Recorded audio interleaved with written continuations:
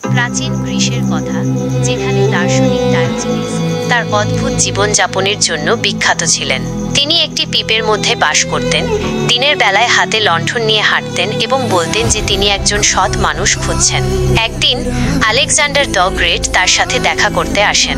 Alexander ছিলেন বিশ্বের সবচেয়ে শক্তিশালী শাসক এবং তিনি ভেবেছিলেন যে ডায়োজেনিস তার প্রতি মুগ্ধ হবেন। কিন্তু ডায়োজেনিস ছিলেন সম্পূর্ণ অন্য রকম। তিনি আলেকজান্ডারকে উপেক্ষা করেন এবং বলেন, আপনি একটু সরে দাঁড়ান, আপনি আমার সূর্যের আলো আটকে দিচ্ছেন। আলেকজান্ডার এই উত্তরে খুব অবাক হন।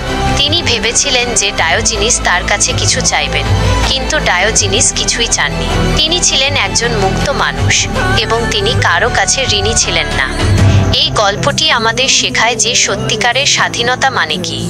ডায়োজেনিস ছিলেন একজন দরিদ্র মানুষ, কিন্তু তিনি ছিলেন বিশ্বের সবচেয়ে সুখী মানুষদের একজন।